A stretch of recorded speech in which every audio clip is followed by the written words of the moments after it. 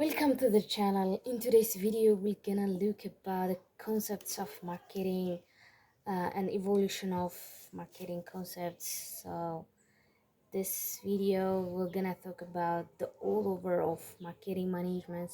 Don't forget to subscribe, to hit subscribe button to get more about the marketing management knowledge. So like, share, and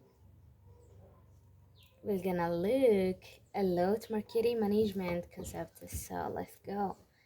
Okay, what about evolution of marketing concepts? So an analysis of contemporary literature reveals vividly the conceptual variations in the use of the term marketing. They describe it as a function, an orientation, an approach or attitude, a philosophy of business, and a management science or technique.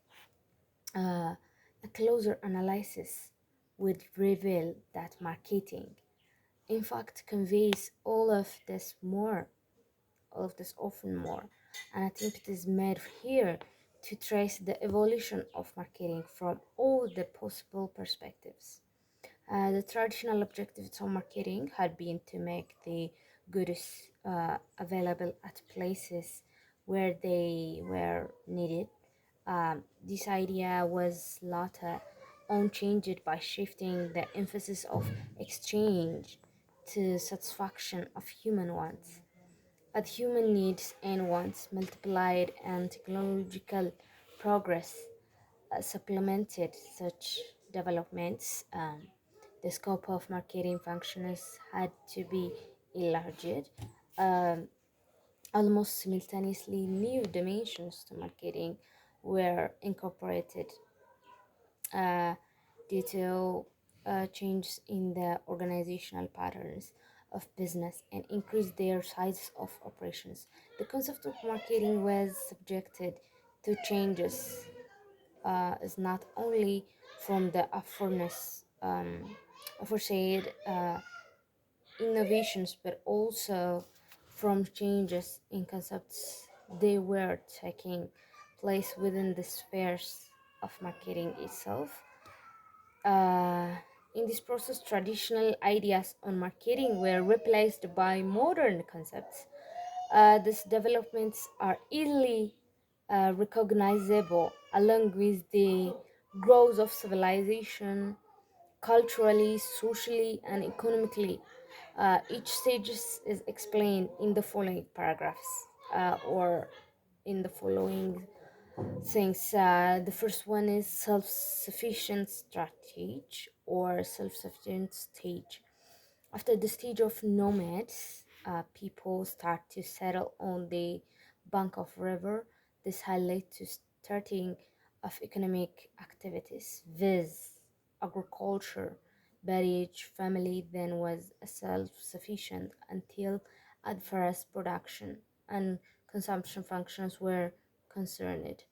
They produced what they wanted to consume, and practically no surplus was available to initiate the process of exchange. Hence, it may be started or stated that the concept of marketing was as saint as this stage. The second one, exchange oriented stage, when the nomads chose to live permanently at river banks and continuously engaged in agriculture and allied operations. The problem of surplus uh, production came. This necessitated exchange of surplus products with others. Gradually, commerce and trade evolved, emphasizing the need for exchange. In order to smooth out exchanges, barter system, the barter system came into vogue via through the latent inconveniences of such a system were felt only a little later. It was gradually raised that the double coincidence of wants could be attained only if the products are brought to a central location so that exchange will take place smoothly. This market came into existence. This stage may therefore be considered at the cornerstone upon which evolution of marketing was founded. The shift from self-sufficient to the exchange orientation may therefore be considered the first stage in the historical evolution of the term marketing. Okay, sorry. Thus, the felt need for the development of central market was a logical step toward this inefficient marketing. Through this system, exchange could be facilitated more smoothly, and the gains of division of labor were thus related. Invention of money further facilitated to increase the momentum of exchange process and avoided inconvenience of barter system. The third one is production oriented stage. It would be an 1869 up to 1930. Make what you know, how sorry, make you know how to make. The next stage came with the dawn of the industrial revolution.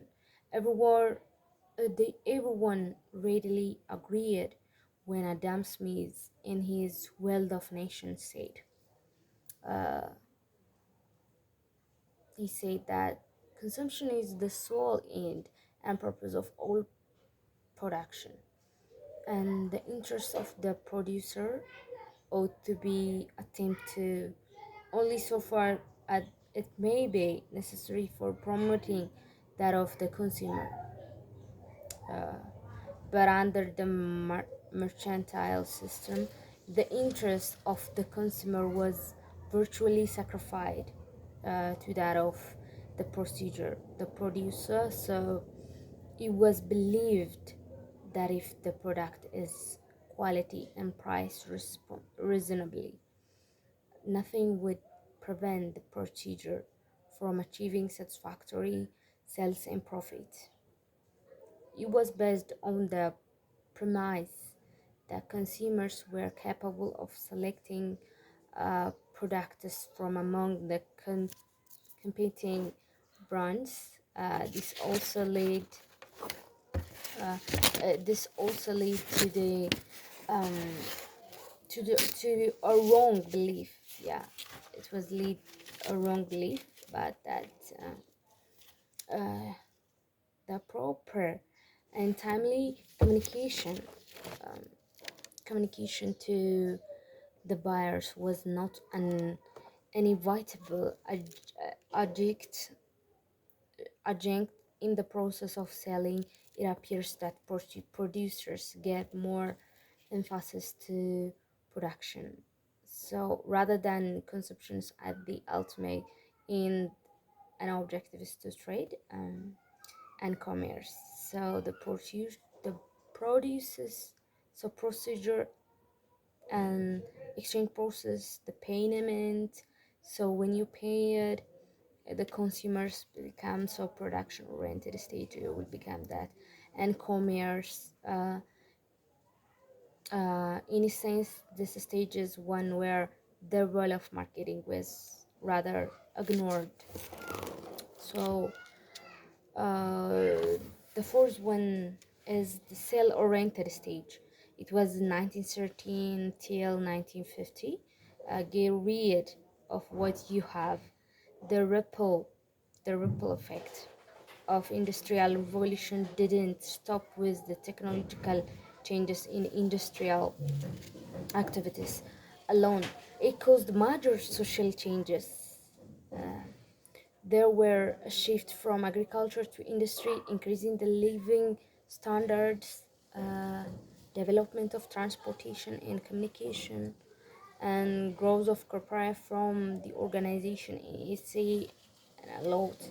So all these changes necessitated an organized marketing procedure. At this stage, everyone started realizing the purpose and importance of marketing. It assumes that consumers will normally not buy enough um, unless approached with substantial selling and promotional effort. But no effects or efforts were made to satisfy and the particular needs of consumers. Under this concept of greater emphasis was on increasing the sales than on consumer satisfaction. This was possible then because the demand usually uh, multiplied supply. So outstriped supply. And the fifth one is marketing oriented stage. It was 1915 till 1916.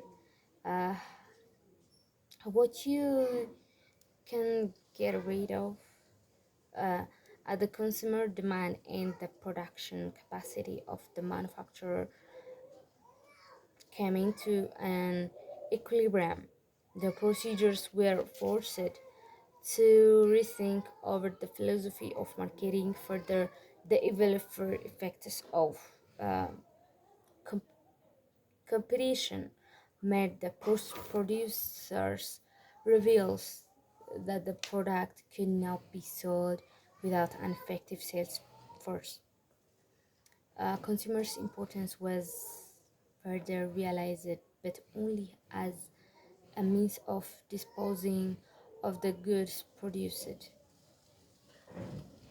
Essentially, this stage didn't go a long way from production orientation through for differentiation. It is termed as marketing oriented stage. It was, however, accepted that the key task of the organization is to determine the needs, wants, and values of a target market and to adapt the organizational to deliver the desired satisfactions more efficiently, effectively than its competitors. So uh, the distinction between the selling and the marketing concepts were to be understood. So, selling focus on the needs of the sellers, and whereas marketing stresses on the needs of the buyers, selling is preoccupied with the seller's need to convert his products into cash. Uh, Marketing with the idea of satisfying the needs of the consumers by means of the product and whole cluster of things associated with creating, delivering, and finally consuming it. So the sixth one is consumer oriented stage. It was 1916 till the present day. What you get rid of was responsibility.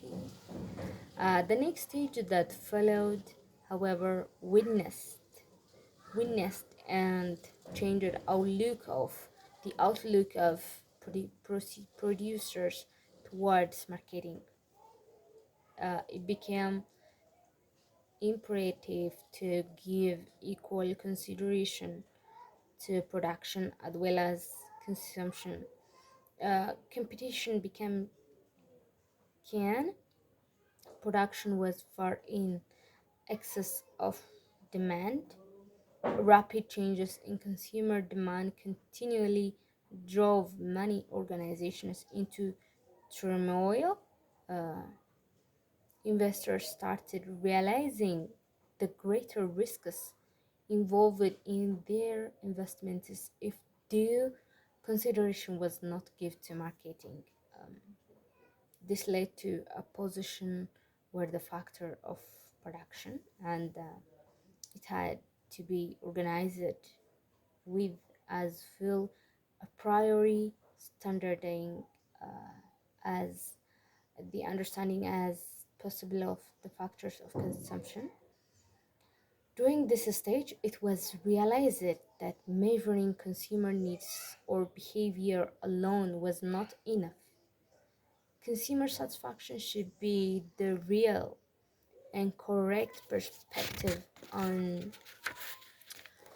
which marketing policies of an organization should be built. This marketing concept is the modern philosophy of business that believes that satisfaction of the wants of the consumers is the economic and social justification for the existence of the business.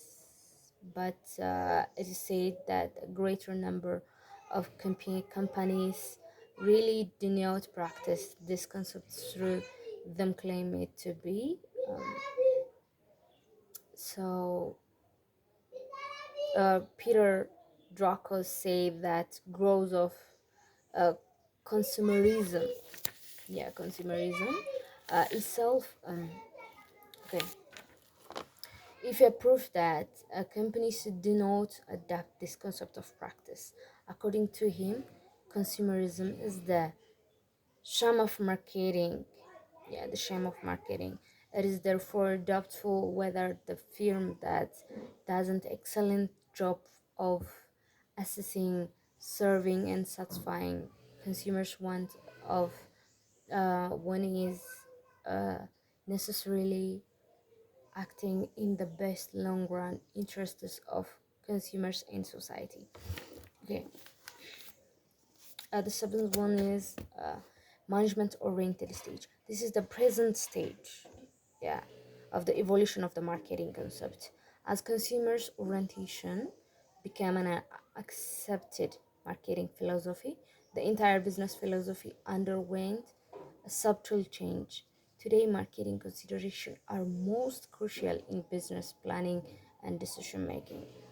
The National Association of Manufacturers put this cogently when it said, in this exciting age of change, marketing is the beating heart of many operations. It must be considered a principal reason for corporate existence.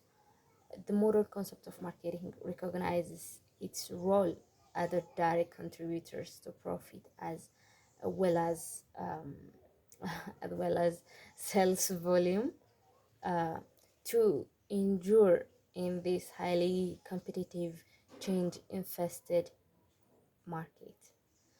So, the company, a company must first determine what it can sell, how much it can sell, and what approach must be used to entice the consumer. Markets are ever growing and rapidly changing. More and more money is needed to develop and support marketing programs. Thus, the concept of marketing has underwent frequent changes in the past. In a very short span, its scopes was redefined, remodeled, and remolded.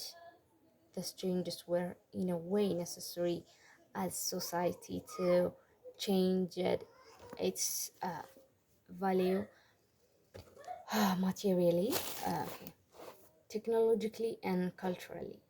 It is true that changes have always been characterized as the essence of life. Marketing is no exception to this view. In the above paragraph, it was shown how marketing evolved and developed into a full-fledged business, evolved and uh, the philosophy. In the course of development, marketing philosophy so underwent um, radical change and its emphasis shifted from one concept to the other. This was mainly due to the change business outlook in the ever-changing environment. But the marketing concept still suffer and links among without the classification and definition essential for understanding perceptive adoption and substantial implementation. So thus different concepts may be grouped under the following. Yes, so the first one is the consumer-oriented school, the balance approach school, the integrative school, the reappraisal school, the broadening school.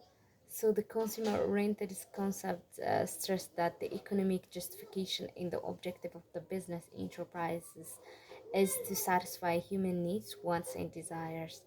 Under this concept, the consumer becomes the focal around which not only marketing but all businesses disciplines revolve. So supporters of the view hold that consumers orientations is necessary in order to survive in a buyer's market. The importance of the customer orientation is reflected in an axiom, the consumer is the king. Uh, According to this view, the needs, desire, and buying responsible responses of the consumers and considered as major determinants of the firm's success. The balanced approach school, however, uh, rejected the above interpretation on the ground that is limit the true meaning of the market concept. And instead they interpreted okay. Instead they interpreted the concept to be balance of uh, interests between the company's profits, objectives, and the needs and wants of its customers. Balanced approach is the only realistic way to bring about appropriate integration of marketing interests. This must be three interests: the markets, customers, and products. The real meaning of an integrated marketing effort is the balancing of products and marketing orientation so as to find markets for products of the one hand and products of markets on the other. The integrative school is aimed to broadening the meaning and includes three basic elements. The first one is company-wide acceptance of need for customer operations orientations. I mean, the second one is company-wide recognition of profit orientation, and the third one is recognition of an organization structure for the performance of all marketing activities. The reappraisal school admits the necessity for trying the actions of business to the interests of consumers. Sorry, integration of marketing function. So broadening of marketing, um, the broadening of marketing's functional base by itself, it doesn't ensure adequate operationalization of the marketing concept unless all these functions are closely synchronized to maximize influences of corporate exercises in the marketplace and on the consumer. Uh, this involves organization of all marketing functions in such manner that is results in their total integration and coordination from the concepts of new product to its consumption by the ultimate user. Okay, it means the marketing is no longer a conglomeration of distinct and separate functions. There is a breakdown of the autonomous power of the functional exercises, that is sale, advertising, product planning, and EC. So the all other communication with the consumer, the the customer. This, according to Casino, is the very essential of the modern marketing concept. When the marketing functions are integrated into a completely coordinated communication program, the total impact is greatly compounded. So thank you for watching the next video. I'm gonna continue this topic, that is integration of marketing functions. So thank you for watching. So like, share, subscribe for more marketing based videos. Thank you. Stay